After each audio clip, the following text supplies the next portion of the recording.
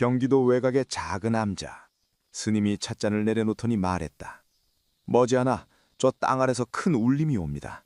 그 흔들림이 멈추고 나면 지도가 달라져 있을 거예요. 그가 말한 땅은 일본이었다. 그뿐만이 아니었다. 그는 그 말에 이어 2026년 이후 한국의 미래에 대해서도 천천히 입을 열었다.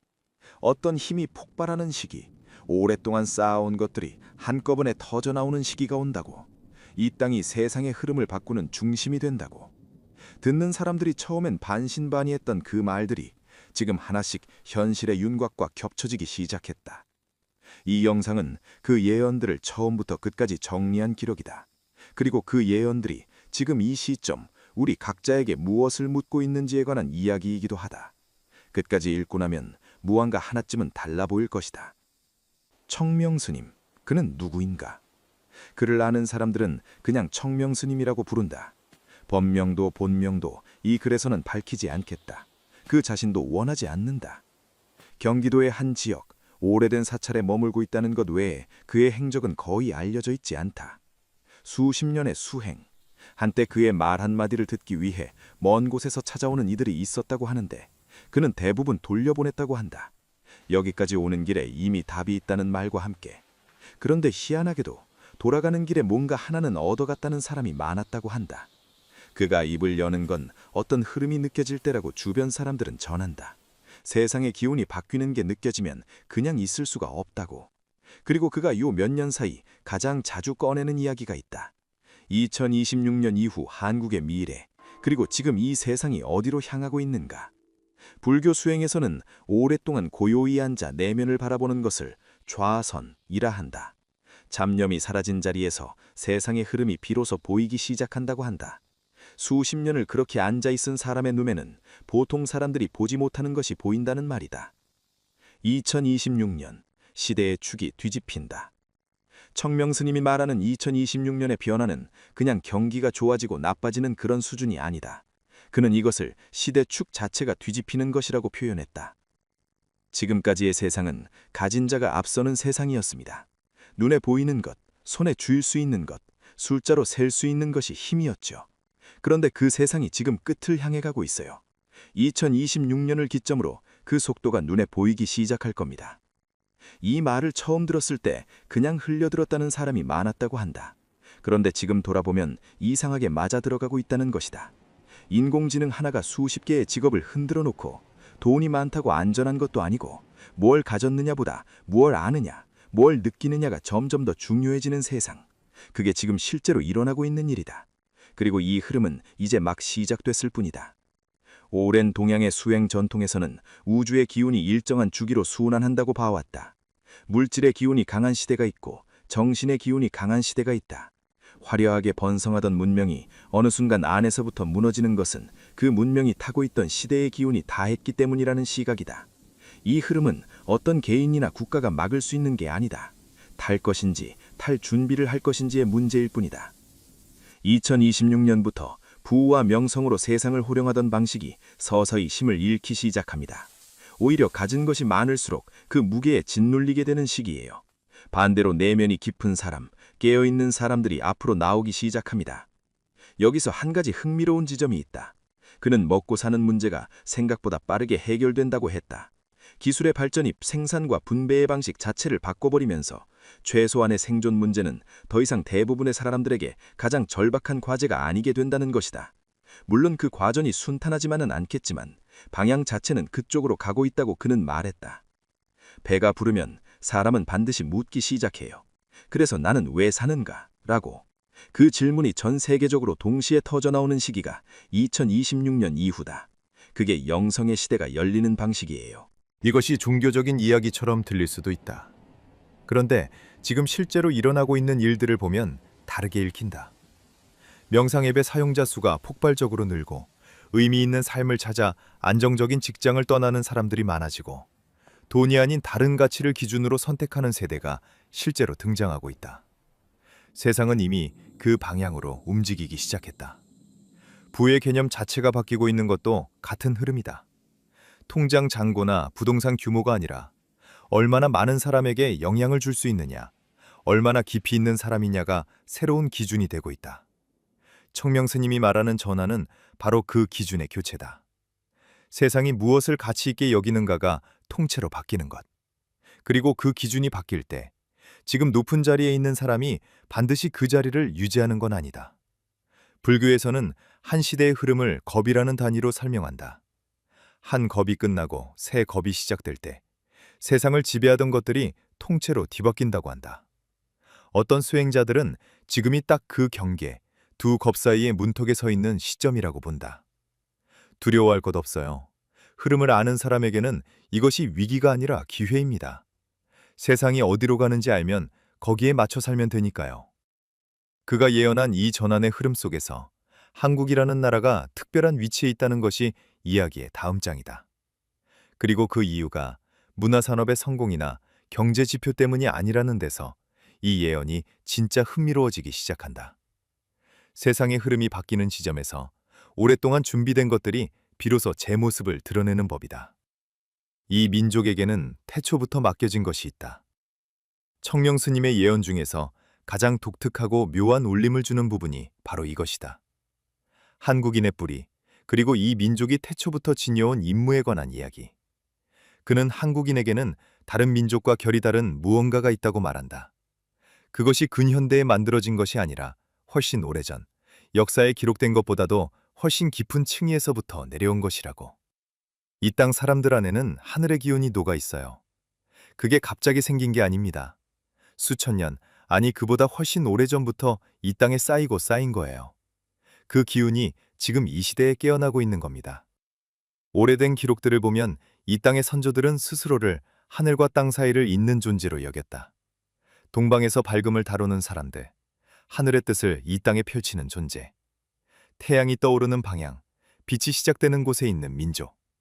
지금의 언어로 번역하면 낯설게 들리지만 그 안에 담긴 핵심은 뚜렷하다. 이 민족은 어떤 정신적 역할을 위해 오래전부터 존재해왔다는 것이다. 단순히 어느 땅에 사는 사람들이 아니라 그 땅과 하늘의 기운이 깊이 연결된 존재들. 홍익이라는 말이 있다. 널리 이롭게 한다는 뜻. 이것이 이 땅 최초의 나라를 세운 정신이었다고 전해진다. 청명스님은 이것이 건국 이념이 아니라고 했다. 홍익은 이 민족이 세상을 향해 해야 할 일의 방향을 담은 말이에요. 나 혼자 잘 먹고 잘 사는 게 아니라 주변을, 세상을 이롭게 하는 것. 그게 이 민족의 오래된 DNA입니다. 이 땅의 아주 오래된 전통에는 하늘, 땅, 사람을 하나로 보는 세계관이 있었다. 세계의 근원적인 힘이 서로 연결되어 있다는 것, 그리고 사람이 하늘과 분리된 존재가 아니라 그 뜻을 이 땅에서 실현하는 존재라는 관념. 이것이 수천 년 전에 이 땅 사람들이 품었던 근본 세계관이었다. 지금의 영성 언어로 말하면 이 민족은 오래전부터 어떤 역할을 위해 준비되어 온 존재들이었다는 말이다. 흥미로운 것은 이 관념이 믿음의 영역에서만 머물지 않았다는 점이다. 이 땅의 선조들은 그것을 삶의 방식 속에 녹였다. 자연과의 조화, 공동체 안에서의 어울림, 하늘을 바라보며 땅을 다스리는 감각. 그게 이 민족의 오랜 생활 방식이었고 그 흔적은 지금도 이 땅 사람들의 정서 안에 살아있다고 그는 말했다. 수천 년의 시간이 흘렀어도 몸 안에 새겨진 것들은 쉽게 사라지지 않는다. 수행의 세계에서는 가장 오래된 기억을 업식이라고 부르기도 한다. 개인의 기억이 아니라 민족 혹은 그보다 더 긴 시간 동안 쌓여온 집단적 에너지의 기억. 청명스님은 이 땅 사람들의 업식 안에 특별한 것이 있다고 봤다. 수천 년 전에 심어진 씨앗이 있어요. 그게 지금 이 시대에 꽃을 피울 준비를 하고 있는 겁니다. 이유 없이 이런 일이 일어나는 건 아니에요. 그런데 여기서 청명스님은 중요한 말을 덧붙였다. 이것이 자랑할 이야기가 아니라는 것이다. 임무에는 반드시 책임이 따른다. 이 민족이 그 역할을 다하지 않을 때 오히려 더 많은 시련을 겪는 것도 그 임무의 무게 때문이라고. 역사 속에서 이 땅이 겪어온 수많은 고난들을 그는 그 무게의 흔적으로 잇는다. 한국이 앞으로 나간다는 것은 축하의 이야기가 아니에요. 그만큼의 역할을 해야 한다는 말입니다. 이 민족이 세상에 무엇을 줄 수 있는지가 지금부터 드러나기 시작하는 거예요. 이것이 단지 한 나라의 미래 예언으로 끝나지 않는 이유다. 한 민족의 깊은 뿌리, 그리고 그 뿌리가 지금 이 시대의 흐름과 어떻게 만나는가의 이야기이기 때문이다. 왜 하필 이 작은 나라인가? 세계 지도를 펼쳐놓고 한국을 찾으면 작다. 작은 땅, 적은 인구, 자원도 넉넉하지 않다. 그런데 지금 이 나라에서 세상을 움직이는 것들이 나오고 있다. 청명 스님은 이것을 우연으로 보지 않는다.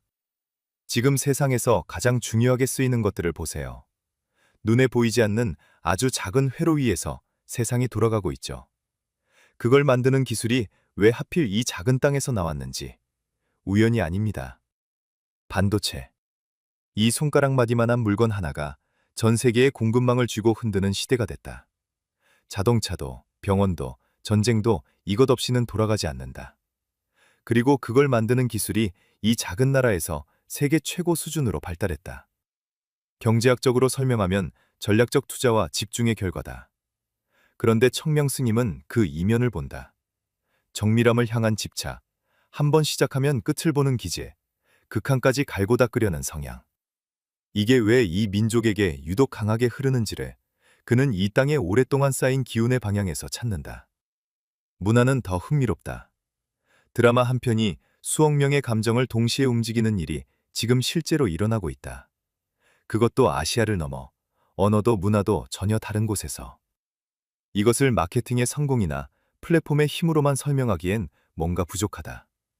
어떤 이야기가 국경을 넘어 사람들의 마음 안으로 들어간다는 건 그 이야기 안에 인간의 보편적인 무언가가 담겨 있다는 뜻이다. 한국 사람들은 정이라는 걸 타고났어요. 경쟁 속에서도 함께를 놓지 않으려는 기재, 분쟁보다 어울림을 먼저 찾는 성향. 그게 이야기 안에 자연스럽게 녹아들어요. 전 세계 사람들이 그 이야기에 왜 울고 웃는지 거기에 답이 있어요. 명성의 시대의 가장 강력한 힘은 사람의 마음을 움직이는 능력이다. 무기가 아니라 이야기로, 강요가 아니라 공감으로. 그 능력이 이 민족에게 유독 강하게 있다는 것이다. 그리고 그것은 하루아침에 만들어진 것이 아니라 오랫동안 이 땅의 사람들이 살아온 방식에서 자연스럽게 길러진 것이다. 수백 년, 아니 그보다 훨씬 오래전부터. 그런데 이쯤에서 한 가지 짚고 넘어갈 것이 있다. 청명 스님은 한국이 잘 나간다는 이야기를 하는 게 아니라고 했다. 세상의 흐름이 바뀌는 지점에서 이 민족이 가진 것들이 그 흐름과 맞아떨어진다는 이야기를 하는 것이다. 이것은 어떤 민족이 우월하다는 말이 아니다. 어떤 시대에 어떤 것이 필요한가의 문제다. 수행에서는 공명이라는 말을 쓴다.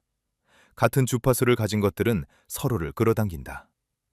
이 민족이 오랫동안 쌓아온 것들이 발신하는 주파수와 앞으로의 영성시대가 요구하는 주파수가 정확히 겹친다는 것이 청명 스님의 예언이다. 2026년부터 한국은 점점 더 강해집니다. 군사력이나 경제력으로 강해지는 게 아니에요. 세상 사람들의 마음속으로 들어가는 방식으로 강해지는 거예요. 그게 앞으로의 시대에서 진짜 강대국이 되는 방법입니다. 이것을 낭만적인 말로만 들으면 핵심을 놓친다. 지금 실제로 전 세계에서 일어나고 있는 일들을 보면 한국이라는 나라가 문화적으로 가진 영향력이 어느 나라도 예상하지 못했던 방식으로 커지고 있다. 그 힘의 뿌리가 어디에서 오는 것인지를 청명 스님은 이미 수년 전부터 말해왔다. 반도체와 드라마와 정의 기재. 이 세 가지가 동시에 세계의 중심에 서는 나라. 그리고 그 안에 흐르는 정서가 영성시대의 흐름과 공명하는 나라. 우연처럼 보이는 것들 안에 오랫동안 흘러온 하나의 방향이 있다는 것이다. 일본에 관한 예언, 땅이 말을 한다.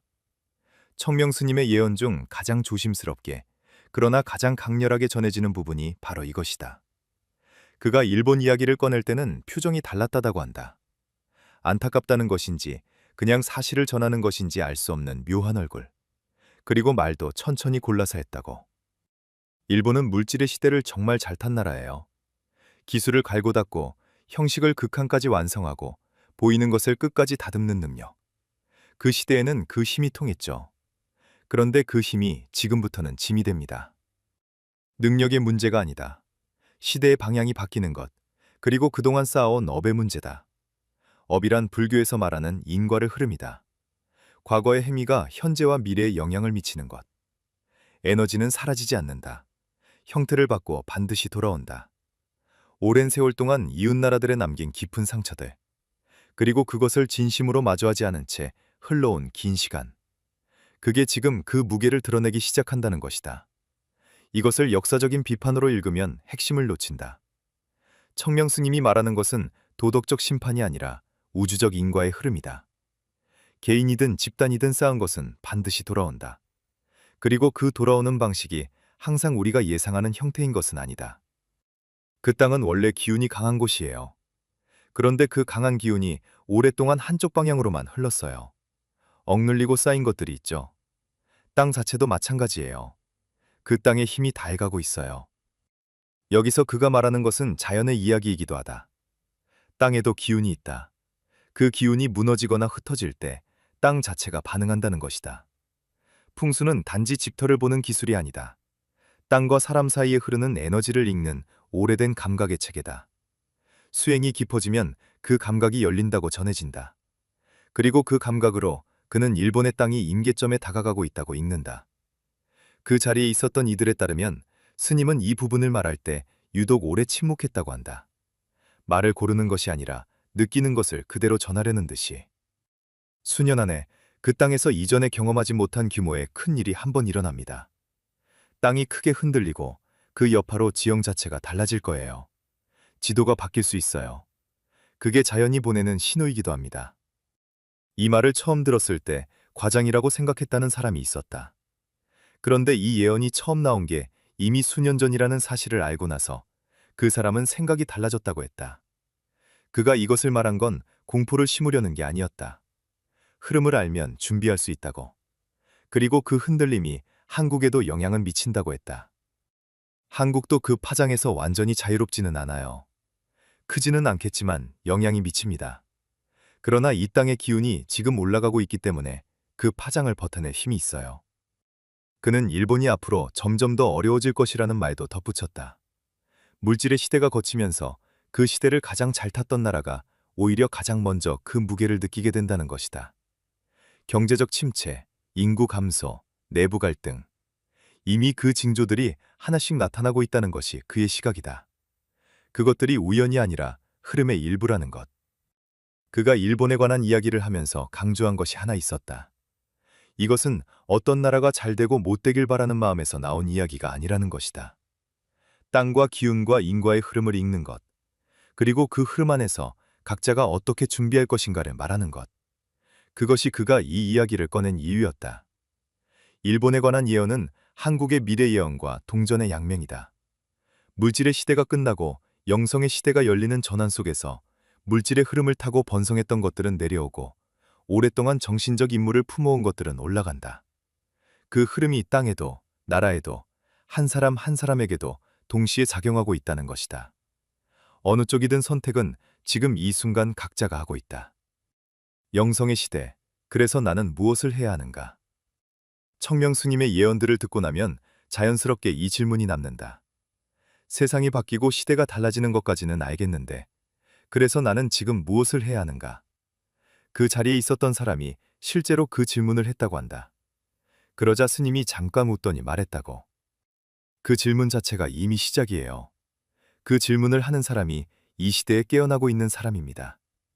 그는 영성의 시대가 특별한 수행자나 깨달은 자들만의 시대가 아니라고 했다. 지금 이 순간 일상을 살아가는 모든 사람에게 열려있는 시대라고. 그런데 그것이 열리는 방식이 사람마다 다르다는 것이다. 어떤 사람에게는 갑작스러운 고통을 통해, 어떤 사람에게는 아주 작고 조용한 내면의 목소리를 통해, 그리고 어떤 사람에게는 이런 글을 읽다가 문득 무언가 와닿는 순간을 통해. 먹고 사는 문제가 어느 정도 해결되면 인간은 본능적으로 다음을 찾는다. 그게 역사 속에서 반복된 패턴이다. 배가 불러야 하늘을 본다는 말이 있다. 지금 세대가 이전 세대와 다른 질문을 하기 시작했다는 것은 그 흐름이 이미 시작됐다는 신호다. 그 흐름은 이제 개인의 선택이 아니라 시대의 흐름이 되어가고 있다. 사람들이 곧 묻기 시작할 거예요. 나는 지금 진짜로 살고 있는가라고. 그 질문이 터져 나올 때 그 질문에 방향을 줄 수 있는 것들이 필요해요. 한국은 그 방향을 줄 수 있는 것들을 갖고 있어요. 그가 말하는 방향이란 무엇인가? 어떤 특정한 믿음 체계나 형식을 말하는 게 아니다. 이름이 뭐든 어느 전통에 서 있든 깨어있는 삶을 사는 것. 자신의 내면을 정직하게 들여다보는 것. 그리고 내 앞에 있는 사람을 진심으로 대하는 것. 불교에서는 깨달음을 향한 마음이 처음 열리는 것을 발보리심이라고 한다. 대단한 수행이 아니다. 나만이 아니라 주변을 이롭게 하겠다는 방향으로 마음이 돌아서는 순간, 그것이 출발점이라는 것이다. 수행이 거창한 게 아니에요. 지금 내 앞에 있는 사람을 진심으로 대하는 것, 내가 하는 일에 의미를 담는 것, 그게 이 시대의 수행입니다. 세상 어느 위대한 수행자도 처음엔 그냥 한 사람이었다. 하루하루를 어떻게 살았느냐가 쌓여서 그 사람이 됐다. 지금 이 순간도 마찬가지다. 거창한 것을 찾기 전에 지금 내가 서 있는 자리에서 어떻게 살 것인가. 그것이 영성의 시대를 사는 방법이라고 그는 말했다. 어떤 이는 그에게 또 물었다고 한다. 어떻게 하면 이 흐름을 탈 수 있냐고. 그러자 그는 잠시 생각하더니 이렇게 말했다고 한다. 탄다는 생각을 버리세요. 흐름을 타려는 사람은 이미 흐름 밖에 있는 거예요. 그냥 지금 이 순간을 살면 흐름 안에 있게 됩니다. 그 말의 의미가 처음엔 이해가 안 됐다는 사람이 많았다고 한다. 선불교에서는 이것을 무의라고 부른다. 억지로 하지 않는 것, 흐름에 맞서지 않고 흐름 자체가 되는 것. 그런데 어느 날 문득 그 말이 뭔 뜻인지 알게 됐다는 이들이 있었다고. 말로 설명되는 게 아니라 경험으로 알게 되는 것이라고. 그런데 청명 스님은 또 하나 중요한 말을 했다. 이 시대에는 자기 자신을 모르는 것이 가장 큰 위험이라고. 무명, 불교에서 모든 고통의 근원으로 보는 것이다. 자신의 본성을 모르는 어둠. 화려한 것들로 가득한 시대에 살면서 정작 자신이 누구인지 모르는 것. 청령 스님은 영성의 시대가 열릴수록 이 무명 속에 머물려는 유혹도 함께 강해진다고 했다. 자극적인 것들이 넘쳐날수록 내면으로 들어가는 것이 더 어려워진다는 것이다. 시끄러운 세상일수록 잠깐 멈추는 사람이 앞서갑니다. 잠깐 멈추고 자신을 바라보는 것. 그게 이 시대의 가장 용감한 행동이에요. 이 말이 가장 오래 남았다고 그 자리에 있었던 사람은 전했다. 지금 전 세계 어디서든 내면을 찾는 흐름이 강해지고 있다. 명상이 유행이 아니라 생존의 도구가 되어가고 있다. 무엇이 진짜인지를 묻는 사람들이 점점 많아지고 있다. 그 흐름이 어디서 가장 크게 터져나올 것인지 청명 스님의 예언에 따르면 그 중심에 한국이 있다. 오랫동안 이 땅에 쌓여온 수행의 기운, 하늘과 땅을 잇던 오래된 감각, 그리고 사람의 마음을 움직이는 정의 힘. 이 모든 것이 지금 이 시대의 흐름과 만나는 지점. 그것이 2026년 이후 한국의 미래가 향하는 방향이라는 것이다. 영성의 시대는 화려하게 오지 않는다. 아주 조용하게 사람들이 자기 자신에게로 눈을 돌리기 시작하면서 이미 와 있다. 마무리, 그리고 지금 이 순간. 청령 스님이 이 모든 이야기를 꺼낸 건 사람들을 놀라게 하거나 두렵게 만들려는 게 아니었다. 그 자리에 있었던 이들의 전언에 따르면 그는 오히려 담담했다고 한다. 마치 오래전부터 알고 있던 일을 자연스럽게 전하듯이. 차 한 잔을 손에 쥔 채 창밖을 바라보며. 스님이 예언한 2026년 이후 한국의 미래는 어떤 특정 집단의 승리나 다른 누군가의 몰락에 관한 이야기가 아니다. 시대의 흐름이 바뀌는 것, 그 안에서 각자가 무엇을 선택하느냐에 관한 이야기다. 그리고 그 선택은 언제나 먼 미래가 아니라 지금 이 순간에 일어난다. 예언은 맞추기 위해 존재하지 않는다. 지금 이 순간 어떻게 살 것인지를 묻게 만들기 위해 존재한다. 그 질문이 생겼다면 이미 뭔가 시작된 것이다. 2026년 현재 세상은 조용하지 않다. 흔들리고 무너지고 다시 세워지고 있다. 그 흔들림 속에서 무엇이 진짜인지를 아는 사람과 모르는 사람의 차이는 앞으로 점점 더 선명해질 것이다. 청명 스님이 수년 전부터 말해온 한국의 미래와 일본의 변화, 그리고 영성시대의 도래.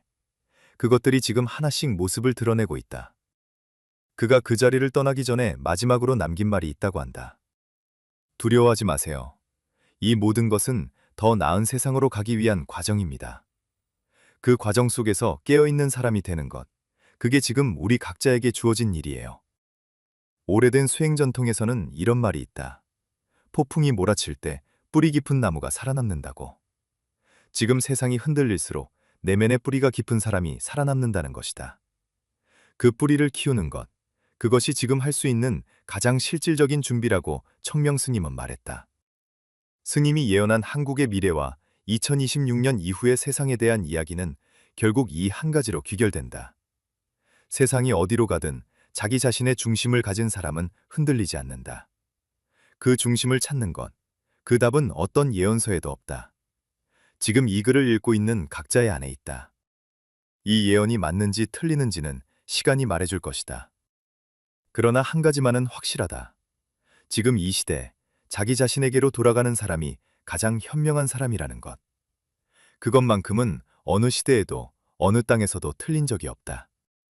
2026년도 예외가 아니다. 2026년 3월 사람들이 하늘을 보고 놀라 자빠질 거야.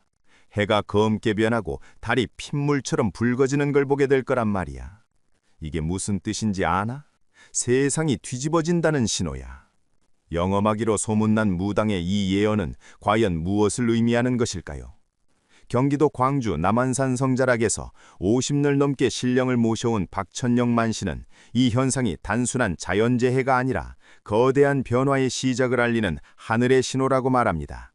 그녀가 받은 계시에 따르면 2026년은 인류 문명이 근본적으로 전환되는 해가 될 것이며 그 중심에는 우리가 예상하지 못한 사건들이 기다리고 있다고 합니다. 박천영, 본명은 박순자. 1950년 경기도 광주에서 태어난 그녀는 15세에 원인 모를 병을 앓다가 칠성신령의 부름을 받아 무당이 되었습니다. 무속용어로 이를 신병이라고 부르는데 신령이 사람을 택하여 무당으로 만들고자 할 때 나타나는 일종의 영적 질병입니다. 한국의 무당은 크게 두 종류로 나뉩니다. 대대로 무당 집안에서 기술을 전수받는 세습무와 박천영처럼 신령의 선택을 받아 무당이 되는 강신무가 그것입니다.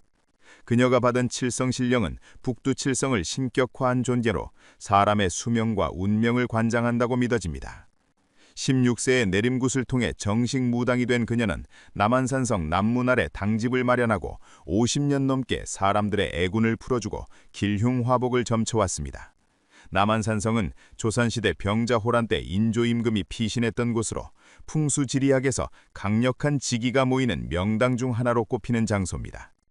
박천영이 이번 예언을 받게 된 것은 2025년 겨울 칠성제를 올리던 중이었습니다. 칠성제는 칠성신령께 제사를 올리는 의식으로 보통 음력 7월 7석이나 중요한 시기에 지내는데 그날 밤 박천영은 강렬한 신기를 느꼈다고 합니다. 신기란 신령의 기운을 말하는 것으로 무당들은 이 기운을 통해 신령의 뜻을 전달받습니다. 그날 밤 칠성신령이 전한 메시지는 분명했습니다. 곧 큰 변화가 올 것이니 사람들에게 알려라. 그녀는 며칠 동안 몸을 추스른 후 받은 계시를 정리하기 시작했습니다. 그리고 2026년부터 시작될 일련의 사건들을 하나씩 기록했습니다. 그 내용은 듣는 이들을 놀라게 할 만큼 구체적이고 충격적이었습니다. 박천영이 받은 첫 번째 계시는 2026년 3월에 일어날 하늘의 변화에 관한 것이었습니다. 2026년 봄, 사람들이 하늘을 보고 놀라게 될 게다. 해가 검게 변하고 달이 핏빛으로 붉어지는 걸 보게 될 거야. 이건 하늘이 주는 경고다. 세상이 바뀔 때가 왔다는 신호지. 그녀가 전한 예언의 말투는 단호했고 눈빛은 평소와 달리 매우 진지했습니다.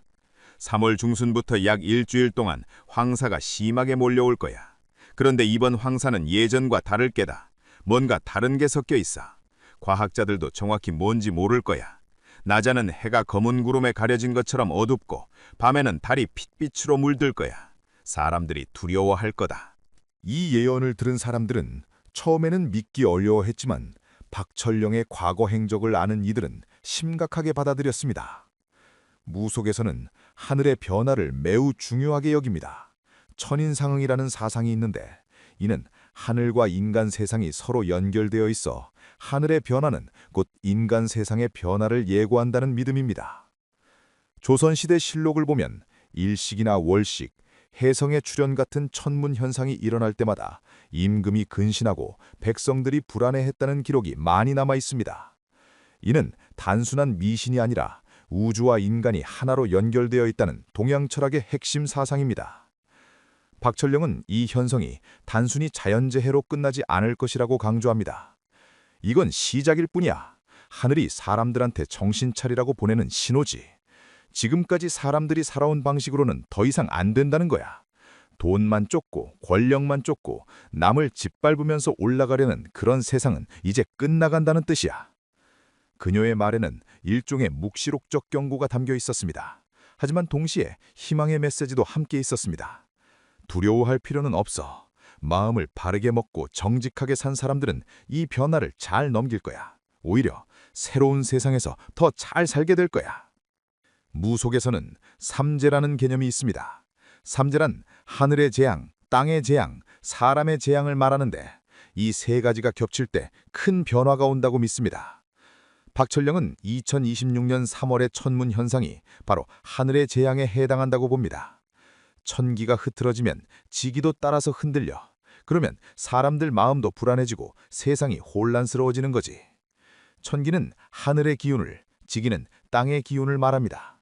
풍수지리학에서도 이 두 기운의 조화를 매우 중요하게 여기는데 천기와 지기가 조화를 이루지 못하면 그 땅에 사는 사람들에게 좋지 않은 일이 생긴다고 봅니다.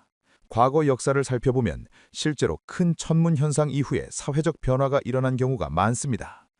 1882년 이모군란이 일어나기 전에도 이상한 천문 현상이 관측되었다는 기록이 있고 1910년 한일합병 전후로도 여러 차례 해성과 일식이 관측되었습니다. 물론 이것이 과학적으로 인과관계가 있다고 증명된 것은 아니지만 사람들의 심리에 미치는 영향은 무시할 수 없습니다. 하늘의 변화를 목격한 사람들은 불안감을 느끼고 그 불안감이 사회 전체로 퍼지면서 실제로 큰 변화가 일어나는 계기가 되기도 합니다. 박철령은 2026년 3월의 현상을 두고 천지개벽의 신호라고 표현합니다. 천지개벽이란 하늘과 땅이 새롭게 열린다는 뜻으로 기존 질서가 무너지고 새로운 질서가 시작되는 것을 의미합니다. 옛날 예언서들을 보면 다 나와 있어. 마지막 때가 오면 해가 어두워지고 달이 붉어진다고. 그게 바로 2026년 3월이야. 이때부터 세상이 완전히 바뀌기 시작하는 거지. 그녀가 말하는 예언서는 정감록이나 격암유록 같은 한국의 전통 예언서들을 가리킵니다. 이 예언서들에는 실제로 대변혁의 시기에 나타날 징조들이 기록되어 있는데 그중 하나가 바로 해와 달의 변화입니다. 그런데 말이야, 이게 끝이 아니라 시작이라는 게 중요해. 3월에 하늘이 경고를 보내면 그 다음부턴 진짜 큰 일들이 줄줄이 더질 거야. 사람들은 혼란스러워하겠지. 뉴스에서는 과학자들이 나와서 이러쿵저러쿵 설명하겠지만 진짜 이유는 그게 아니야.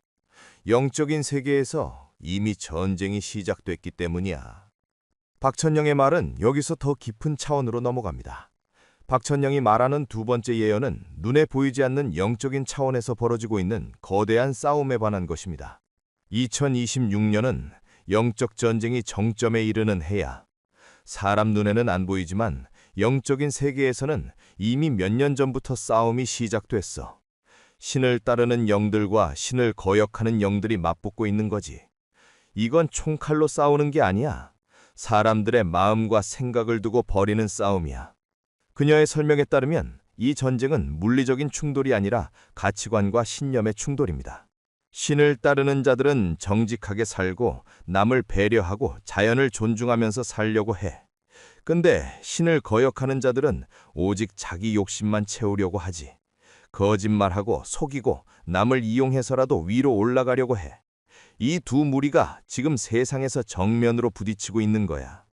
무속에서는 예로부터 이승과 저승, 보이는 세계와 보이지 않는 세계가 동시에 존재한다고 믿어왔습니다. 우리가 살고 있는 이 세상은 물질계이지만 그 뒤에는 영적인 세계가 함께 움직이고 있다는 것입니다. 무당들은 구슬할 때 이 두 세계를 연결하는 다리 역할을 합니다. 죽은 사람의 영혼을 불러 산 사람과 대화하게 하거나 신령의 뜻을 사람들에게 전하는 것이 바로 무당의 역할입니다. 박천영은 영적인 세계는 우리 눈에 보이지 않을 뿐 늘 우리 곁에 있어. 그곳에서 무슨 일이 벌어지느냐에 따라 이 세상도 영향을 받는 거지 라고 설명합니다. 신기라는 게 있어. 신령님의 기운 말이야. 신기가 맑고 강한 사람은 좋은 일이 생기고 신기가 탁하거나 약한 사람은 나쁜 일이 생기지. 요즘 세상을 보면 신기가 탁한 사람들이 너무 많아. 왜 그런 줄 아나? 욕심이 너무 많아서 그래. 돈 욕심, 권력 욕심, 인정받고 싶은 욕심, 이런 게 쌓이고 쌓이면 신기가 탁해지는 거야. 그러면 악한 기운들이 그 사람한테 달라붙어. 무속용어로 이렇게 악한 기운을 잡귀라고 부릅니다. 잡귀는 사람에게 해를 끼치는 낮은 차원의 영들로 신기가 약해진 사람에게 쉽게 접근한다고 믿어집니다. 잡기가 붙으면 사람이 이상해져. 갑자기 성격이 나빠지거나 병이 생기거나 사고가 나거나 그래. 요즘 세상에 이상한 사건 사고가 많은 것도 다 잡기들 때문이야. 박천영은 2026년이 되면 이 영적 싸움이 겉으로 드러나기 시작할 것이라고 예언합니다. 지금까지는 보이지 않는 곳에서 조용히 싸웠는데 2026년부터는 사람들 눈에도 보이게 될 거야. 물론 영을 직접 보는 건 아니고 그 결과가 나타나는 거지. 세상이 둘로 쪼개질 거야. 착하게 살려는 사람들과 악하게 살려는 사람들로. 중간이 없어져. 각자 선택해야 돼. 어느 쪽에 설 건지. 이것은 일종의 영적 분리 현상입니다. 과거에는 선과 악이 뒤섞여 있었지만 앞으로는 그 경계가 명확해진다는 뜻입니다. 조상신의 역할도 중요합니다. 한국 무속에서는 돌아가신 조상들이 저승에서 자손들을 지켜본다고 믿습니다. 조상 제사를 지내는 이유도 조상신과의 연결을 유지하기 위함입니다. 조상님들이 후손을 보살펴주는데 요즘 사람들은 제사도 안 지내고 조상을 잊고 살잖아. 그러면 조상신과의 연결이 끊기는 거야. 그럼 혼자 힘으로 살아야 하는데 영적으로 보호받지 못하니까 약해지는 거지. 박천영은 2026년에 많은 사람들이 다시 조상을 찾고 영적인 뿌리를 회복하려 할 것이라고 말합니다. 갑자기 세상이 혼란스러워지면 사람들이 불안해져. 그때 옛날 방식으로 돌아가려는 사람들이 많아질 거야. 제사도 다시 지내고 산소도 찾아가고 절에도 가고 교회에도 가고 영적인 힘을 찾으려고 할 거야. 사후세계에 대한 관점도 흥미롭습니다. 무속에서는 사람이 죽으면 육신은 땅에 묻히지만 영혼은 저승으로 간다고 믿습니다. 그런데 저승이 멀리 있는 게 아니라 이승과 붙어 있다고 봅니다. 저승과 이승은 종이 한 장 차이야. 벽 하나 사이에 두 개의 방이 있는 것처럼 우리가 사는 세상 바로 옆에 저승이 있어. 그래서 무당은 그 벽을 넘나들 수 있는 거지. 박천영은 영적 전쟁 중에 이승과 저승의 경계가 더 얇아질 것이라고 말합니다. 2026년에는 신기한 일들이 많이 일어날 거야. 죽은 사람이 꿈에 나타나서 메시지를 전하거나 갑자기 예지몽을 꾸는 사람이 많아지거나 영적인 체험을 하는 사람들이 늘어날 거야. 이건 저승과 이승의 문이 조금씩 열리고 있다는 증거야. 근데 이 전쟁의 결말이 뭐냐고? 결국 신을 따르는 쪽이 이길 거야. 시간이 걸리겠지만 결국엔 그래. 악한 기운들은 잠시 힘을 쓰는 것처럼 보이지만 결국 무너져. 하늘의 뜻이 그러니까. 2026년은 그 전환 쪽이 되는 해야. 이때부터 세상의 흐름이 완전히 바뀌기 시작해. 박천영의 목소리에는 확신이 담겨 있었습니다. 그래서 사람들한테 말하고 싶은 게 있어. 두려워하지 말고 흔들리지 말고 자기 마음을 바르게 지켜. 그게 이 전쟁에서 살아남는 방법이야. 물질적으로 준비하는 것도 중요하지만 더 중요한 건 영적으로 준비하는 거야. 그녀가 말하는 영적 준비란 마음을 맑게 하고 욕심을 줄이고 정직하게 사는 것을 의미합니다. 그렇다면 세상의 흐름은 구체적으로 어떻게 바뀌는 것일까요? 박천영이 전하는 세 번째 예언은 인류 문명의 근본적인 변화에 관한 것입니다. 지금까지 세상을 지배했던 건 돈과 물질이었어. 누가 더 많이 가졌느냐, 누가 더 강하냐 이런 게 중요했지. 근데 이제는 그게 아니야. 사람들이 원하는 게 달라질 거야. 마음의 평화, 삶의 의미, 진짜 행복 이런 걸 찾게 될 거야. 물질보다 영성이, 권력보다 문화가, 경쟁보다 조화가 중요해지는 시대가 오는 거지. 그녀는 이것을 영성 문명의 시대라고 표현합니다. 서양 사람들이 지금까지 세상을 이끌어왔잖아. 과학도 발전시키고 기술도 만들고 경제도 키우고. 근데 그것들이 다 물질 중심이었어. 눈에 보이는 것, 손으로 만질 수 있는 것만 믿었지 영적인 세계는 무시했어. 그래서 사람들 마음이 공허해진 거야. 아무리 많이 가져도 행복하지 않은 거지. 박천영은 서구 문명이 물질적으로는 풍요로워졌지만 영적으로는 빈곤해졌다고 진단합니다. 2026년부터는 그 물질 중심의 시대가 저물기 시작해. 서양에서 만든 시스템들이 흔들리고 사람들이 다른 걸 찾게 돼. 그때 동양의 지혜가 빛을 발하는 거야. 동양의 지혜란 무엇을 말하는 걸까요? 박천영은 음양오행, 천인합일, 순환의 법칙 같은 동양 철학의 핵심 개념들을 언급합니다. 동양 사람들은 예로부터 모든 게 연결되어 있다고 봤어. 사람과 자연, 하늘과 땅, 너와 나, 다 하나로 이어져 있다는 거지. 서양 사람들처럼 쪼개서 보지 않았어. 그래서 조화를 중요하게 여겼지. 이러한 사상은 한국의 전통 사상인 홍익인간 정신과도 연결됩니다. 홍익인간은 단군 신화에 나오는 개념으로 널리 인간을 이롭게 한다는 뜻입니다. 우리 조상들은 처음부터 이렇게 가르쳤어. 나만 잘 살면 안 된다. 모두가 함께 잘 살아야 한다고. 이게 바로 앞으로 세상이 가야 할 방향이야. 한국이 이 변화의 중심이 될 것이라는 예언도 있습니다. 우리나라라 작은 나라지만 영적인 힘은 강해. 왜 그런지 아나? 이 땅 자체가 특별하기 때문이야. 백두산에서 한라산까지 이어지는 백두대간의 기운이 얼마나 강한데. 풍수지리로 봐도 한반도는 명당 중에 명당이야. 풍수지리학에서 한반도는 산과 물의 조화가 완벽하게 이루어진 땅으로 평가받습니다. 특히 백두대간은 한반도의 등뼈와 같은 역할을 하며 이곳에서 흐르는 지기가 전국으로 퍼진다고 믿어집니다. 우리 조상들이 이 땅을 지키기 위해 얼마나 많은 정성을 쏟았는지 알아? 산신제도 지내고 용왕제도 지내고 땅의 기운을 살리기 위해 노력했어. 그 덕분에 지금까지 이 땅의 영기가 살아있는 거야. 문화의 힘도 중요한 요소입니다. 요즘 젊은이들이 만든 노래, 드라마, 영화 이런 게 전 세계로 퍼지고 있잖아. 그게 우연이 아니야. 우리 문화 속에 있는 한과 흥이라는 게 있어.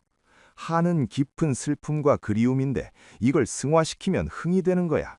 이 독특한 정서가 세계 사람들 마음을 움직이는 거지. 한국 문화의 특징 중 하나는 슬픔과 기쁨을 동시에 표현하는 능력입니다. 무속음악인 신화위를 들어보면 슬픈 가락 속에서도 생명력이 느껴지고 탈춤을 보면 웃음 속에 깊은 의미가 담겨 있습니다. 이런 문화적 깊이가 앞으로 세상 사람들이 원하는 거야. 단순히 재미있기만 한 게 아니라 마음을 울리고 생각하게 만드는 거. 그게 진짜 문화의 힘이지. 박천영은 한국이 물질적 강대국이 되는 것이 아니라 정신적, 문화적 중심이 될 것이라고 강조합니다. 군사력으로 세상을 지배하는 시대는 끝났어. 이제는 문화로, 정신으로 사람들 마음을 움직이는 게 진짜 힘이야. 우리가 그걸 할 수 있어. 이미 하고 있잖아. 실제로 최근 몇 년간 한국 문화의 세계적 확산은 눈부십니다. 음악, 영상, 웹툰 등 다양한 분야에서 한국 콘텐츠가 사랑받고 있습니다. 이게 다 준비 과정이었어. 2026년부터는 문화를 넘어서 우리의 사상과 철학까지 퍼질 거야. 공동체 정신, 조화의 가치, 자연과 함께 사는 지혜, 이런 것들이 새로운 문명의 기준이 되는 거지. 세계적으로도 변화의 조짐이 보입니다. 요즘 서양 사람들도 명상하고 요가하고 동양 철학 공부하잖아. 왜 그럴까? 물질만으로는 채워지지 않는 뭔가를 느끼는 거야. 영적인 갈증이 있는 거지. 앞으로 이런 흐름이 더 강해질 거야. 사람들이 내면을 들여다보고 진짜 자기 자신을 찾으려고 할 거야. 박천량은 이것이 단순한 유행이 아니라 문명사적 전환이라고 봅니다. 인류가 한 단계 올라가는 거야. 동물적 본능으로 사는 단계에서 영적 존재로 사는 단계로. 그 과정이 고통스럽겠지만 결국은 모두에게 좋은 방향이야. 2026년이 되면 사람들이 깨닫기 시작할 거야. 아, 지금까지 우리가 잘못 살았구나. 진짜 중요한 걸 놓치고 살았구나. 그때부터 변화가 시작돼. 천천히 하지만 확실하게. 그리고 그 변화의 물결 속에서 우리나라가 중요한 역할을 하게 될 거야. 박천영의 예언은 여기서 네 번째 주제로 넘어갑니다. 박철령이 전하는 네 번째이자 마지막 예언은 한반도의 통일에 관한 것입니다. 그녀의 목소리는 이 부분에서 특히 조심스러워졌습니다. 이건 함부로 말하기 어려운 부분인데 2029년에 북쪽에 큰 변화가 올 거야. 정확히 뭐라고는 말 못하겠어. 칠령님도 그 부분은 확실히 보여주시지 않았거든. 다만 느낌으로는 지금 있는 체제가 더 이상 유지되기 힘든 상황이 온다는 거야. 그녀는 직접적인 표현을 피했지만 북쪽 지배구조에 중대한 변화가 생긴다는 암시를 주었습니다. 2029년 봄쯤 될 거야. 그때 북쪽 사람들도 남쪽 사람들도 다 놀랄 만한 일이 벌어져. 그리고 그게 통일로 가는 길을 여는 거지. 통일이 이루어지는 방식은 많은 사람들이 예상하는 것과 다를 것이라고 합니다. 전쟁 같은 거 없어. 총칼 쓰는 일 없이 자연스럽게 흘러갈 거야. 어느 날 갑자기 길이 열리는 것처럼 그렇게 될 거야. 사람들이 이렇게 쉽게 되는 거였어? 하고 놀랄 정도로 자연스럽게. 이게 하늘의 뜻이거든. 때가 되면 모든 게 제자리를 찾는 거야. 박철령은 이것을 천시라고 표현합니다. 천시란 하늘이 정한 때를 의미하는데 아무리 사람이 애를 써도 천시가 아니면 이루어지지 않고 천시가 되면 저절로 이루어진다는 뜻입니다. 통일도 마찬가지야. 지금까지 안 된 이유는 때가 아니었기 때문이야. 근데 2029년부터 2030년 사이, 그때가 바로 천시야. 무속적 관점에서 보면 분단은 민족의 업보이자 시련이었습니다. 우리 민족이 왜 남북으로 갈라졌겠어? 다 이유가 있는 거야. 과거에 지은 업보도 있고 배워야 할 교훈도 있었던 거지. 70년 넘게 갈라져 있으면서 우리가 뭘 배웠나? 평화의 소중함, 같은 민족의 의미, 통일의 필요성, 이런 걸 뼈저리게 느낀 거야. 이제 그 수업이 끝나가는 거지. 분단의 한은 한국인의 집단 무의식 깊숙이 자리하고 있습니다. 이산 가족들의 눈물, 전쟁으로 죽은 사람들의 원혼, 헤어진 가족을 그리워하는 한, 이 모든 게 쌓이고 쌓여서 거대한 에너지가 됐어. 그 에너지가 이제 터지려고 하는 거야. 통일로 가는 힘으로. 박철령은 백두대간의 기운 회복도 중요한 요소로 봅니다. 백두산에서 시작된 산줄기가 한라산까지 이어지잖아. 근데 지금은 중간이 껴켜 있어. 남북이 갈라져 있으니까 기운의 흐름도 막혀 있는 거야. 이게 풀려야 한반도 전체의 지기가 제대로 돌아. 그래야 이 땅이 진짜 힘을 발휘할 수 있어. 풍수지리학에서 산맥은 용의 몸과 같아서 끊어지면 기운이 제대로 흐르지 못한다고 봅니다. 통일이 되면 백두대간이 다시 연결되는 거야. 그러면 땅의 기운이 완전히 달라져. 남쪽도 북쪽도 다 좋아지는 거지. 이건 정치나 경제 문제가 아니라 땅의 운명 문제야. 국제 정세의 변화도 통일을 앞당기는 요인이 될 것입니다. 2026년부터 세계가 혼란스러워질 거라고 했잖아. 큰 나라들도 자기 나라 일로 바빠질 거야. 지금처럼 한반도 문제에 이래라 저래라 참견할 여유가 없어질 거야. 오히려 우리끼리 알아서 하라고 할 거야. 그게 기회가 되는 거지. 박천영은 주변 강대국들의 영향력이 약해지는 틈을 타서 한반도가 자주적으로 통일을 이룰 수 있다고 봅니다. 물론 쉽지는 않겠지. 준비도 많이 해야 하고 넘어야 할 산도 많아. 근데 2029년에 그 결정적인 계기가 온다는 거야. 그때를 놓치면 안 돼. 통일 이후의 모습도 그녀는 엿보았다고 합니다. 통일되면 정말 좋아질 거야. 남쪽의 기술과 북쪽의 자원이 합쳐지면 엄청난 시너지가 날 거야. 경제적으로도 좋아지겠지만 더 중요한 건 정신적으로 완전해지는 거야. 반쪽짜리 나라가 아니라 온전한 나라가 되는 거지. 그러면 우리가 가진 영적 힘도 배가 되는 거야. 그녀는 통일 한국이 물질과 정신의 균형을 이룬 모범적인 나라가 될 것이라고 예언합니다. 북쪽은 순수함이 남아있어 물질 문명에 덜 물들었거든. 남쪽은 발전했지만 순수함을 잃어버렸고 이 둘이 만나면 서로 부족한 부분을 채워줄 수 있어. 완벽한 조화가 이루어지는 거야. 박천영은 마지막으로 당부의 말을 전했습니다. 내가 한 예언이 다 맞을지는 모르겠어. 미래라는 건 늘 변하는 거니까. 사람들이 어떻게 행동하느냐에 따라 달라질 수도 있어. 근데 큰 흐름은 이미 정해져 있어. 2026년부터 세상이 바뀌기 시작하고 2029년에서 2030년 사이에 통일이 이루어진다는 것. 이건 하늘이 보여준 거야. 그녀의 눈빛은 여전히 진지했습니다. 사람들한테 말하고 싶어. 두려워하지 말라고. 변화는 무섭지만 결국 좋은 방향으로 가는 거니까. 마음을 바르게 먹고 욕심 부리지 말고 서로 돕고 살면 잘 넘길 수 있어. 그게 제일 중요해. 박천영 만신의 예언은 여기까지입니다. 그녀가 전한 2026년의 미래는 검은 해와 붉은 달로 시작해서 영적 전쟁을 거쳐 문명의 대전환을 지나 마침내 한반도의 통일로 이어지는 장대한 이야기입니다. 이 예언이 실제로 현실이 될지는 아무도 알 수 없습니다. 하지만 그녀의 말 속에는 분명한 메시지가 담겨 있습니다. 물질보다 정신을, 경쟁보다 조화를, 분열보다 통합을 추구하라는 것. 그것이 개인에게도 사회에게도 나아가 인류 전체에게도 필요한 방향이라는 것입니다. 남한산성 자락의 작은 당집에서 50년을 신령을 모셔온 한 무당의 예언이 혹시 우리가 나아가야 할 길을 가리키는 이정표가 될 수 있을까요? 2026년 3월 하늘을 보게 될 그날이 이제 멀지 않았습니다. 오늘 영상이 도움이 되셨다면 좋아요와 응원의 댓글을 남겨주세요. 시청해주셔서 감사합니다. 2026년 일본에 닥칠 큰 자연재해와 한일연합국 추진과 실패의 이유, 그리고 한반도 통일 과정까지 예언한 일본의 덕망 높은 스님. 이것은 일본 고야산 진원종에서 50년을 수행한 엔쇼 스님이 남긴 예언이다. 그의 말에 따르면 이 모든 일은 2026년 여름 일본을 강타할 대지진에서 시작된다고 한다. 엔쇼 스님은 올해 75세로 25세에 고야산에 입산한 이후 반세기 동안 밀교 수행에 몰두해온 인물이다. 고야산은 일본 밀교의 성지로 진원종을 창시한 구카이 스님이 입적한 곳이기도 하다. 엔쇼 스님은 이곳에서 평생을 보내며 깊은 명상과 수행을 이어왔고 그 과정에서 미래를 보는 능력을 얻었다고 전해진다. 그가 최근 발표한 2026년과 2030년에 관한 예언은 일본 불교계 일각에서 조용히 그러나 진지하게 회자되고 있다. 예언의 첫 번째 내용은 2026년 여름에 일어날 일본의 대지진이다. 2026년 여름 땅이 크게 흔들린다. 많은 사람들이 걱정했던 만큼 엄청난 인명피해가 나지는 않는다. 건물도 생각보다 많이 무너지지 않는다. 하지만 사람들의 마음이 무너진다. 엔쇼 스님의 말은 이렇게 시작된다.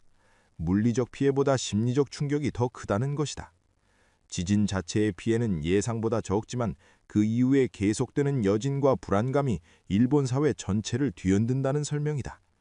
여진이 멈추지 않는다. 한 달, 두 달, 석 달, 땅이 언제 또 흔들릴지 모른다는 공포가 사람들을 짓눌린다. 외국 사람들은 일본 여행을 꺼인다. 투자도 줄어든다. 일본 사람들 스스로도 이 땅을 떠날 궁리를 한다. 나라가 조용히 기울기 시작한다. 엔쇼 스님은 2026년 지진이 단순한 자연재해로 끝나지 않고 일본의 국운 자체를 흔드는 전환점이 된다고 강조한다.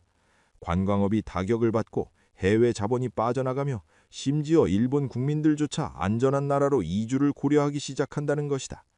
그렇다면 사람들은 어디로 가려 할까? 엔쇼 스님의 예언에 따르면 많은 일본인들이 한국을 주목하게 된다.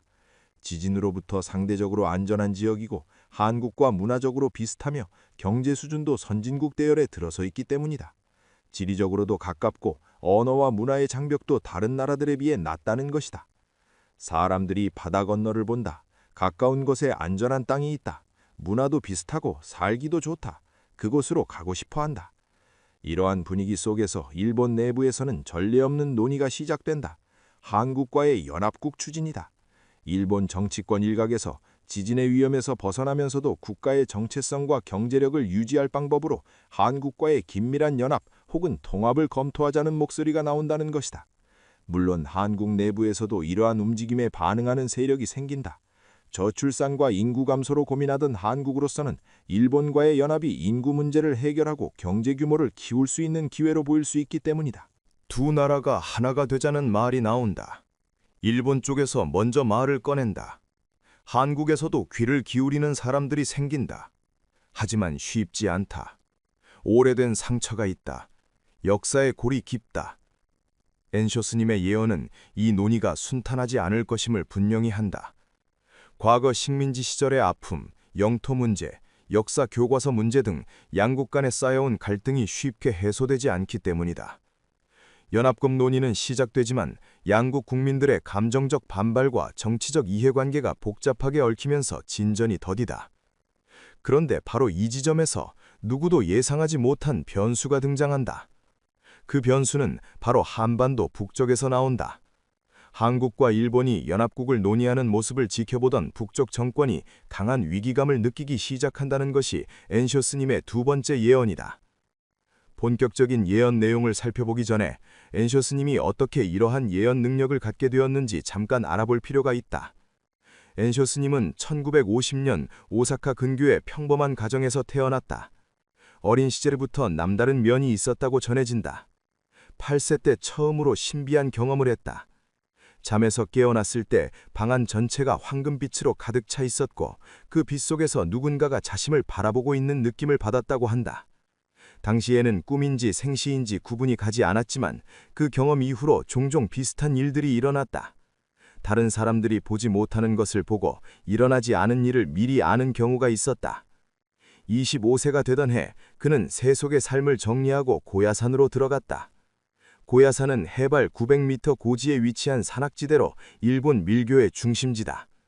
이곳에는 100개가 넘는 사찰이 모여있고 약 1200년 전 구카이 스님이 진원종을 열고 입적한 성지이기도 하다. 엔쇼 스님은 이곳의 한 사찰에서 정식으로 출가하여 수행의 길에 들어섰다. 진원종의 수행은 다른 불교 종파와는 다른 특징을 가지고 있다. 밀교라고 불리는 이유가 여기에 있다.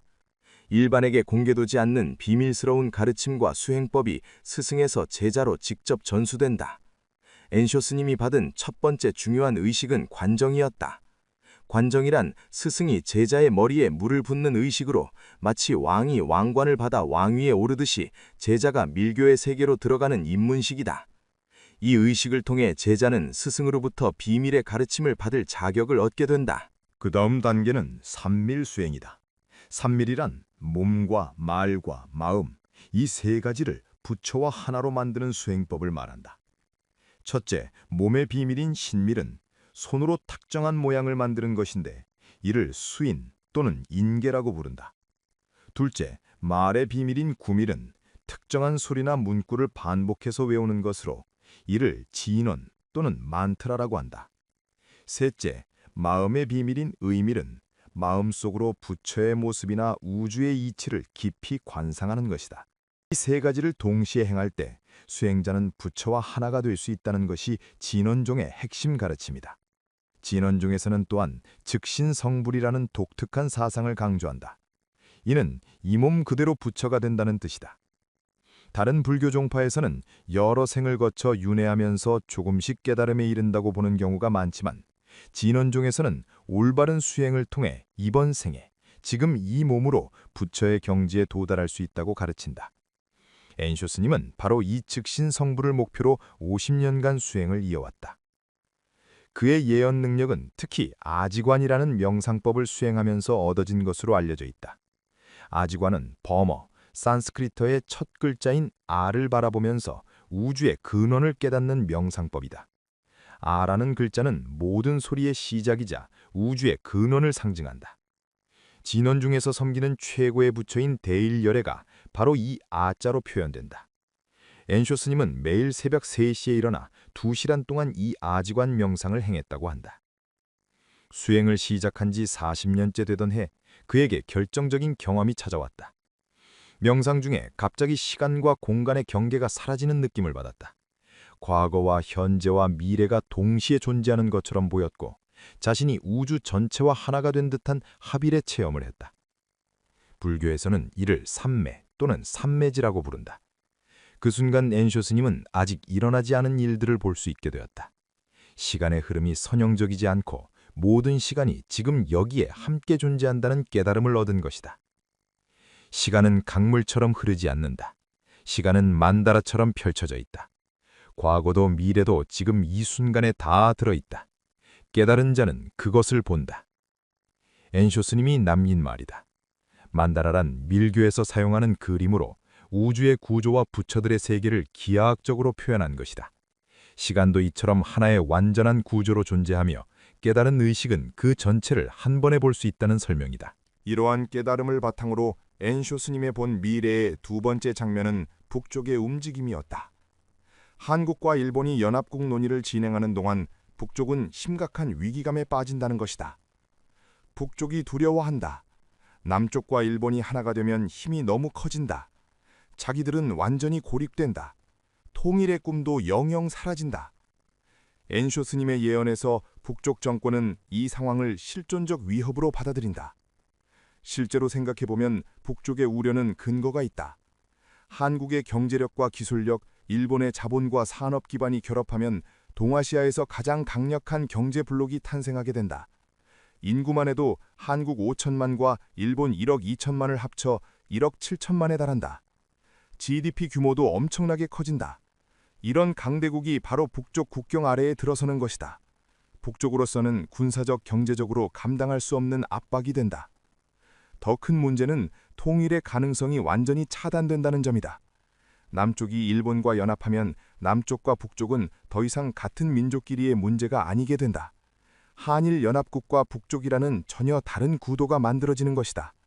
북쪽이 그동안 명분으로 내세워온 민족의 통일은 의미를 잃게 되고 영구 분단이 고착화된다. 북쪽 지도부가 밤잠을 못 이룬다.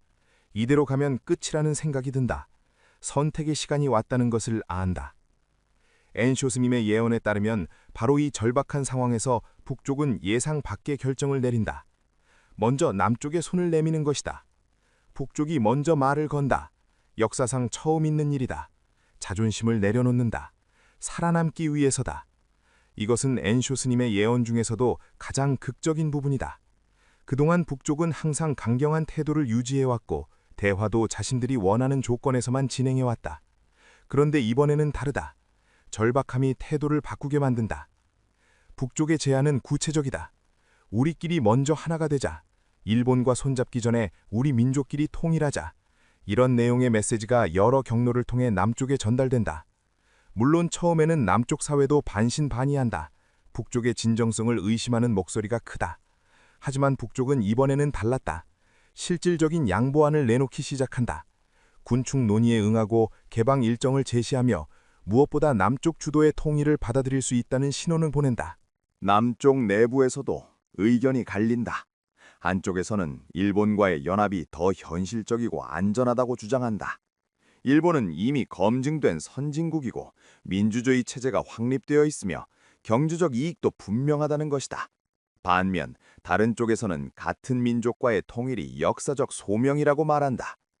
북쪽이 먼저 손을 내밀었을 때 거절하면 영원히 기회가 사라질 수 있다는 우려도 나온다. 남쪽이 고민한다. 쉽지 않은 선택이다. 하지만 결국 같은 핏줄을 선택한다. 역사의 무게가 작용한다. 엔쇼 스님의 예언에서 결정적인 순간은 2027년 말에서 2028년 초 사이에 온다. 남쪽 정부가 북쪽과의 본격적인 통일 협상에 나서기로 결정하는 것이다. 일본과의 연합국 논의는 자연스럽게 뒤로 밀린다. 물론 일본 측은 실망하지만 남쪽의 결정을 막을 방법은 없다. 국제사회도 한반도 통일이라는 역사적 과제 앞에서는 지지하는 분위기로 기운다. 협상은 생각보다 빠르게 진행된다. 2028년부터 2030년까지 3년이 채 안 되는 시간에 모든 것이 결정된다. 협상 테이블에 앉은 사람들이 놀란다. 생각보다 쉽게 합의가 이루어진다. 북쪽이 실질적인 양보를 계속하기 때문이다. 체제 통합, 군대 재편, 경제 시스템 통합 등 복잡한 문제들이 하나씩 해결된다. 가장 큰 원칙은 남쪽 주도, 즉 남쪽의 민주주의 체제와 시장경제 체제를 기본 틀로 한다는 것이다. 물론 과정이 완전히 순탄한 것은 아니다. 남쪽 내부에서도 경제적 부담을 우려하는 목소리가 있고 북쪽 주민들을 어떻게 통합할 것인지에 대한 논란도 크다. 북쪽 내부에서도 기득권을 잃게 되는 일부 세력의 반발이 있다. 하지만 큰 흐름은 멈추지 않는다. 물이 흐르듯 진행된다. 막을 수 없다. 때가 된 것이다. 엔쇼 스님은 이것을 업보의 성숙이라고 표현한다. 밀교에서 말하는 업이란 과거의 행위가 쌓여서 만들어지는 결과를 뜻한다. 한반도의 분단이라는 업보가 70년 넘게 쌓이고 무르익어 이제 그것이 해소될 시기가 온 것이라는 해석이다. 2030년 마침내 남과 북이 하나의 나라로 통일된다. 새로운 국가의 이름, 헌법, 정부 구조 등이 선포된다. 통일 한반도의 인구는 약 8천만 명에 달한다. 남쪽의 기술력과 자본, 북쪽의 자원과 노동력이 결합하면서 새로운 시너지가 만들어진다. 엔쇼 스님의 예언은 여기서 더욱 구체적으로 표현한다. 통일 이후 5년 안에 경제 규모가 예상을 뛰어넘는다. 북쪽 지역의 개발이 빠르게 진행된다. 도로가 깔리고 공장이 들어서고 도시가 현대화된다. 일자리가 넘쳐난다. 통일 초기의 혼란과 비용 부담에도 불구하고 중장기적으로는 엄청난 경제 성장이 이루어진다는 것이다. 북쪽 지역에는 석탄, 철광석, 마그네사이트, 히토류 등 풍부한 지하자원이 매장되어 있다. 그동안 개발이 제대로 이루어지지 않았던 이 자원들이 남쪽의 기술과 자본을 만나면서 본격적으로 활용되기 시작한다. 반도체, 배터리, 전기차 등 첨단 산업에 필요한 핵심 광물들을 자체적으로 조달할 수 있게 되면서 산업 경쟁력이 크게 높아진다. 또한 북쪽의 젊은 노동력이 남쪽의 심각한 인구 감소 문제를 완화시킨다. 지정학적 위치도 완전히 달라진다. 반도가 더 이상 섬이 아니다. 대륙과 연결된다. 철도가 북쪽을 지나 대륙으로 뻗어나간다. 물류의 중심이 된다. 통일 한반도는 해양 세력과 대륙 세력을 연결하는 교량 역할을 하게 된다. 부산에서 출발한 기차가 평양을 지나 대륙의 여러 도시로 이어지는 철도망이 구축된다. 이는 경제적 이익뿐만 아니라 외교적 영향력도 크게 증대시킨다. 통일 한반도의 총 인구는 약 8천만 명으로 이는 단일 경제권으로는 상당한 규모다. 젊은 인구 비율도 남쪽만 있을 때보다 높아져서 경제 활력이 유지된다. 군사력도 만만치 않다. 남쪽의 첨단 무기 체계와 북쪽의 병력이 통합되면서 동아시아에서 무시할 수 없는 군사 강국이 된다. 주변국들이 긴장한다. 새로운 강자가 나타났다. 함부로 대할 수 없다. 그렇다면 일본은 어떻게 되는가? 엔쇼 스님의 예언 중 가장 논란이 될 수 있는 부분이 바로 여기다. 일본이 약해진다. 계속 약해진다. 지진의 공포는 사라지지 않는다. 사람들은 계속 떠난다. 경제도 점점 쪼그라든다. 반면 통일된 반도는 계속 강해진다. 10년, 20년 지나면서 입장이 완전히 바뀐다. 2026년 지진 이후 시작된 일본의 쇠퇴는 멈추지 않고 반대로 통일 한반도는 상승세를 이어간다는 것이다. 엔쇼 스님은 더 나아가 충격적인 예언을 한다. 일본이 통일반도에 의지하게 된다. 경제적으로 종속된다. 옛날에는 반대였는데 이제는 거꾸로다. 일본이 반도의 경제 속국이 된다. 속국이라는 표현은 강한 말이지만 엔쇼 스님은 이것이 실제로 벌어질 현실이라고 강조한다. 일본 기업들이 통일 한반도에 투자하고 일본 제품을 통일 한반도 시장에 의존하며 심지어 일본의 젊은이들이 일자리를 찾아 통일 한반도로 건너가는 모습까지 본다는 것이다. 100년 이상 간다. 이 관계가 오래 지속된다. 역사의 수레바퀴가 돌았다. 엔쇼 스님은 이 변화가 단기적인 현상이 아니라 향후 한 세기 이상 이어질 장기적 흐름이라고 본다. 20세기의 일본이 동아시아의 패권을 쥐었다면 21세기 중반 이후에는 통일 한반도가 그 자리를 차지한다는 예언이다. 이것을 엔쇼 스님은 밀교의 관점에서 해석한다. 업보가 갚아진다. 과거에 준 상처에 대한 대가를 치른다. 우주의 법칙이 작동한다. 인과응보다. 밀교에서 말하는 인과응보란 원인에 따라 반드시 결과가 온다는 법칙이다. 과거 일본이 한반도에 가했던 식민 지배와 수탈, 그 과정에서 만들어진 업이 이제 결과로 돌아온다는 설명이다. 이것은 도덕적 비난이 아니라 우주의 자연스러운 법칙이 작동하는 것으로 본다. 진원종에서는 만다라라는 개념을 통해 우주를 이해한다. 만다라는 원을 그리며 순환하는 우주의 질서를 표현한 그림이다. 모든 것은 생성되고 소멸하며 다시 생성되는 순환을 반복한다. 국가의 흥망성쇠도 마찬가지다. 오르면 반드시 내려온다. 강했던 자가 약해지고 약했던 자가 강해진다. 이것이 만다라의 이치다. 일본도 예외가 아니다. 엔쇼 스님은 일본인이면서도 자국의 쇠퇴를 담담하게 받아들인다. 이것은 불교적 무상의 관점에서 보면 당연한 이치이기 때문이다. 하지만 엔쇼 스님의 예언에는 절망만 있는 것이 아니다. 이것도 지나간다. 100년 후에는 또 달라진다. 만다라는 계속 돈다. 영원한 것은 없다. 강자도 약자도 영원하지 않다. 통일 한반도의 우위도 영원하지 않으며 역사는 계속 변화한다는 것이다. 이러한 긴 안목에서 보면 현재의 흥망성쇠는 큰 흐름 속의 한 과정일 뿐이다. 엔쇼 스님의 예언을 좀 더 디테일하게 종합적으로 얘기하자면 이러하다. 2026년 지진에 대한 세부 정보도 있다. 여름이다. 더운 날이다. 정확한 날짜는 흐릿하다.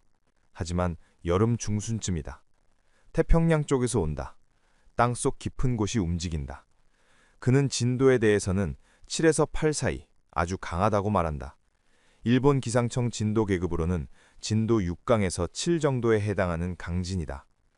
피해 지역은 태평양 연안 도시들이 중심이 되지만 구체적인 도시 이름은 밝히지 않는다. 이름을 말하면 사람들이 너무 두려워한다. 그것은 내 뜻이 아니다. 엔쇼 스님이 강조하는 것은 지진 자체보다 그 이후의 상황이다. 첫 번째 흔들림은 끝이 아니다. 그 다음이 더 힘들다. 땅이 계속 흔들린다. 한 달에 몇 번씩, 몇 달 동안. 사람들이 안전하다고 느낄 수 없다. 여진이 장기간 계속되면서 일본 국민들의 심리적 안정이 완전히 무너진다는 것이다.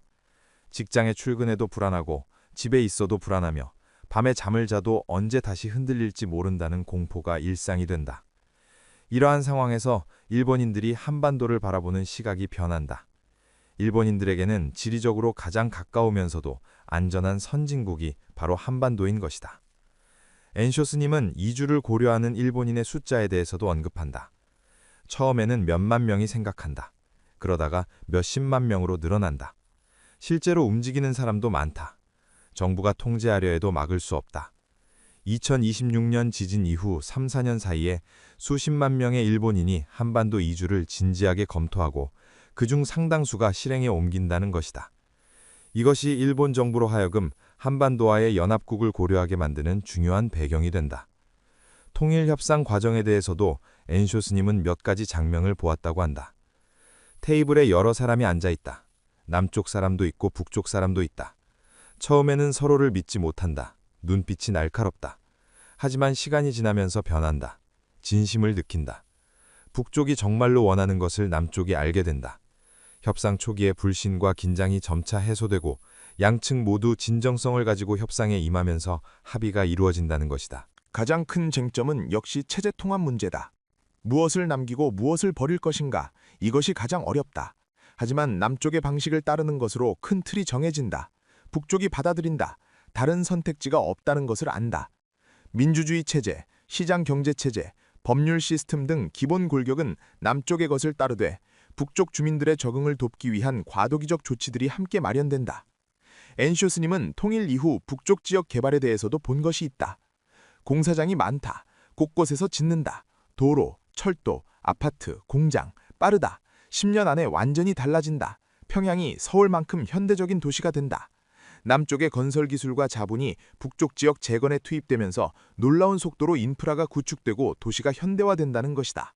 그렇다면 엔쇼 스님은 왜 이러한 예언을 세상에 공개하는 것일까? 그는 제자들에게 이렇게 말했다고 한다.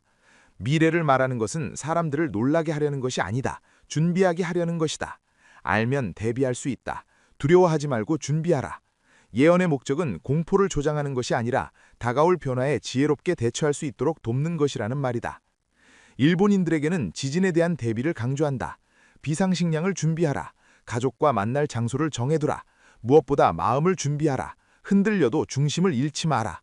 한반도 사람들에게는 다른 메시지를 전한다. 큰 변화가 온다. 통일은 축복이지만 쉽지 않다. 인내심을 가져라. 서로를 이해하려 노력하라. 100년을 내다보라. 엔쇼 스님의 마지막 말은 희망에 관한 것이다. 어둠 뒤에 빛이 온다. 고통 뒤에 치유가 온다. 분열 뒤에 통합이 온다. 이것이 우주의 법칙이다.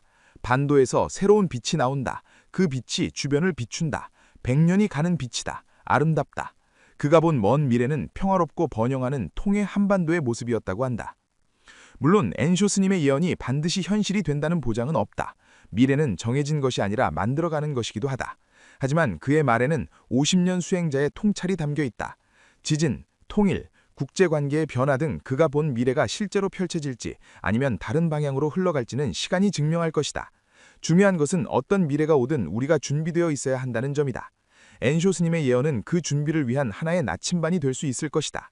오늘 영상이 도움이 되셨다면 좋아요와 의견을 댓글로 남겨주시면 감사하겠습니다. 그럼 오늘도 시청해주셔서 감사합니다.